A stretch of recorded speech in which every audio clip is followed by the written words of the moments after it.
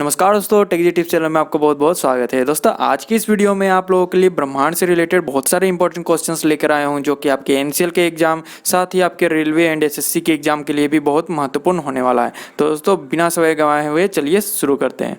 तो मैं आता हूँ पहला क्वेश्चन पे। तो दोस्तों पहला क्वेश्चन है कि हमारे सौर प्रणाली की खोज किसने की थी। तो इसका सही उत्तर है दोस्तों कॉपरनिकस ने। कॉपरनिकस जी ने हमारे सौर प्रणाली की खोज की थी।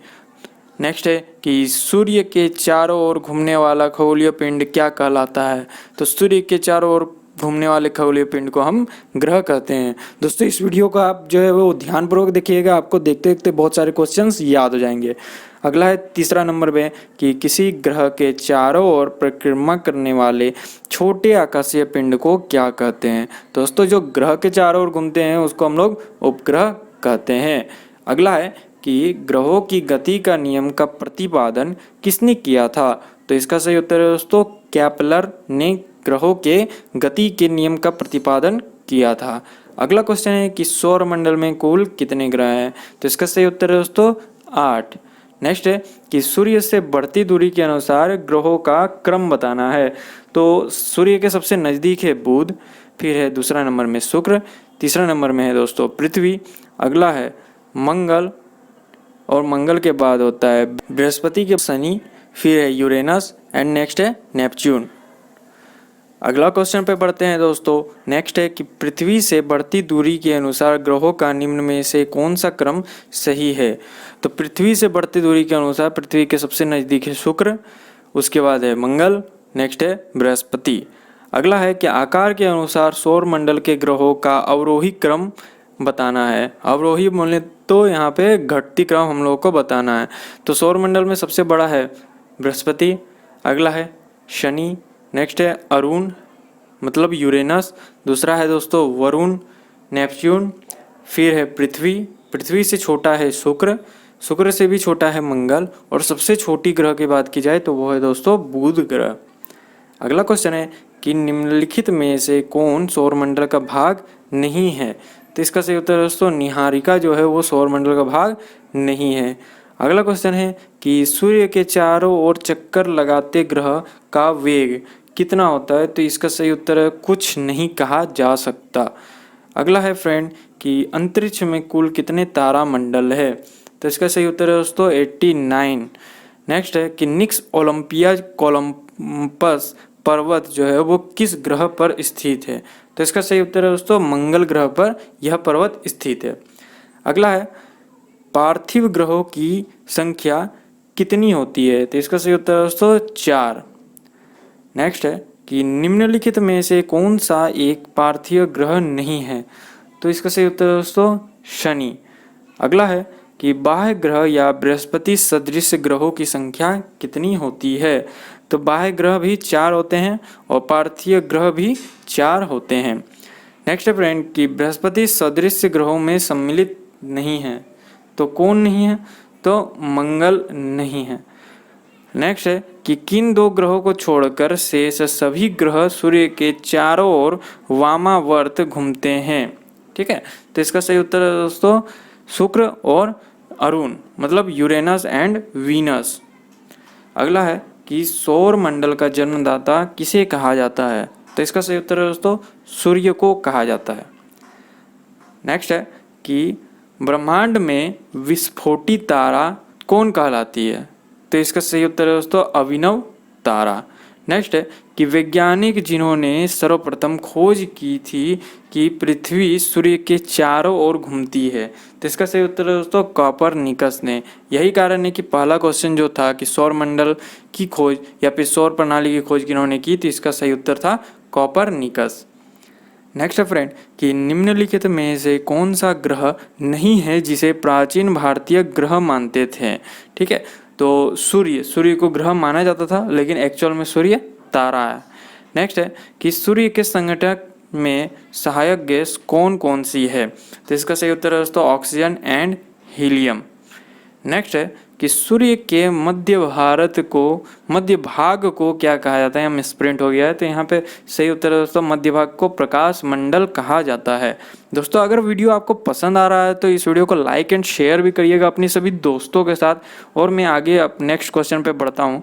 अगला है कि सूर्य के सबसे ऊपरी भाग को क्या कहा जाता है। तो इसका सही उत्तर है दोस्तों वर्णमंडल कहा जाता है। नेक्स्ट है कि सूर्य सदैव पूर्व में निकलता है, क्यों? क्योंकि पृथ्वी जो होती है वो पश्चिम से पूर्व की ओर घूमती है, इसी कारण ऐसा होता है। अगला है कि नॉर्वे में अर्धरात्रि के समय सूर्य कब किस तिथि को दिखाई देता है। तो इसका सही उत्तर है दोस्तों 21 जून को। नेक्स्ट है कि एक ग्रह की अपने कक्ष में सूर्य से अधिकतम दूरी को क्या कहा जाता है। ठीक है, तो एक ग्रह जो होता है जब सूर्य से अधिकतम दूरी पर होता है तो वो उसका अपसौर कहलाता है। ठीक है, और जो न्यूनतम दूरी होती है, जैसे एक ग्रह की अपने कक्ष माने अपना ऑर्बिट से सूर्य से न्यूनतम दूरी को क्या कहा जाता है। तो इसे हम लोग उपसौर कहते हैं। तो अधिकतम दूरी अपसौर, न्यूनतम दूरी उपसौर कहलाता है। नेक्स्ट है कि निम्नलिखित में से किन के बीच औसत दूरी को खगोलीय एकक कहा जाता है। ठीक है, तो पृथ्वी और सूर्य के बीच की जो दूरी होती है उसको खगोलीय एकक कहा जाता है। नेक्स्ट है कि मध्य रात्रि सूर्य का क्या अर्थ होता है। तो इसका सही उत्तर है दोस्तों सूर्य का ध्रुवीय वृत्त में देर तक चमकना को मध्य रात्रि का सूर्य कहा जाता है। अगला है कि मध्य रात्रि का सूर्य किस क्षेत्र में हमें दिखाई देता है। तो इसका सही उत्तर है दोस्तों आर्कटिक रीजन, आर्कटिक क्षेत्र में दिखाई देता है। नेक्स्ट है कि सूर्य में काला धब्बा क्या है। तो देखिए सूर्य का जो काला धब्बा होता है वो स्थान है जो प्रकाश उत्सर्जित करने में असमर्थ होता है। नेक्स्ट है कि सूर्य के रासायनिक मिश्रण में हाइड्रोजन का प्रतिशत जो है वो कितना प्रतिशत हाइड्रोजन है। तो इसका सही उत्तर है दोस्तों 71% जो है वो हाइड्रोजन है।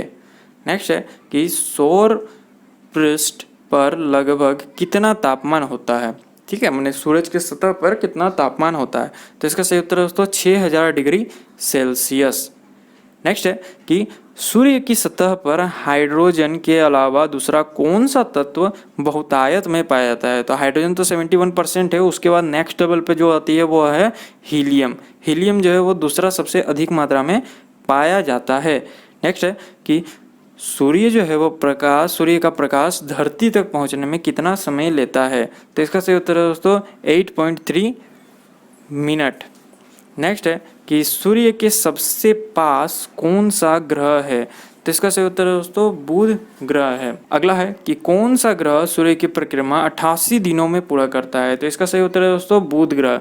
दोस्तों वीडियो पे आप पूरा बने रहें, आपको जो है वो इसमें और भी बहुत इंपॉर्टेंट क्वेश्चंस मिलने वाले हैं। साथ ही दोस्तों आप जो है अगर हमारे चैनल पे पहली बार आए हैं तो हमारे चैनल को एक बार सब्सक्राइब कर लीजिएगा। 39 में बोला जा रहा है कि किस ग्रह में चंद्रमा की तरह कलाएं होती है। तो इसका सही उत्तर है दोस्तों बुध ग्रह में चंद्रमा की तरह कलाएं होती है। अगला है 40 नंबर में कि निम्नलिखित में से कौन से ग्रहों के चारों ओर घूमने वाले उपग्रह नहीं है। ठीक है, तो इसका सही उत्तर है दोस्तों बुध और शुक्र के चारों ओर घूमने वाले उपग्रह नहीं हैं। अगला है निम्नलिखित में से कौन सा ग्रह सूर्य का चक्कर सबसे कम समय में लगाता है। तो जो सूर्य के सबसे सामने है वही सबसे कम समय लगाता है सूर्य के चारों ओर घूमने के लिए। इसका सही उत्तर है दोस्तों बुध ग्रह। अगला है कि सबसे तेज गति से सूर्य का चक्कर लगाने वाला ग्रह कौन है। तो इसका भी सही उत्तर है दोस्तों बुध। नेक्स्ट है कि निम्नलिखित में से किस ग्रह की परिभ्रमण गति जो होती है वो सबसे अधिक होती है। मतलब अपनी धुरी पे घूमने वाला जो गति होता है वो भी बुध का ही है। नेक्स्ट है कि चंद्रमा के सदृश दिखने वाला ग्रह माने चंद्रमा की तरह दिखने वाला ग्रह कौन सा है। तो इसका सही उत्तर है दोस्तों बुध ग्रह। नेक्स्ट है कि सौर मंडल का कौन सा ग्रह लगभग पृथ्वी इतना ही बड़ा है। तो इसका सही उत्तर है दोस्तों शुक्र ग्रह। निम्नलिखित में से किस ग्रह को पृथ्वी की बहन भी कहा जाता है। तो इसका सही उत्तर है दोस्तों शुक्र को कहा जाता है।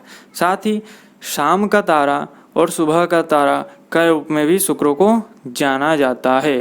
नेक्स्ट है कि सबसे चमकीला ग्रह कौन है। तो सबसे चमकीला ग्रह की बात की जाए दोस्तों तो वह है शुक्र वीनस ग्रह।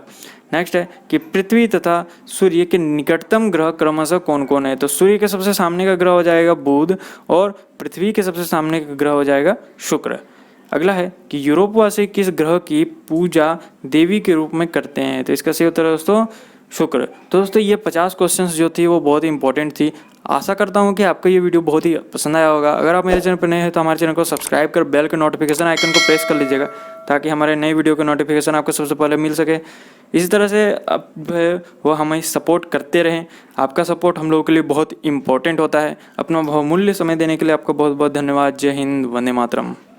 There's a reason why we live.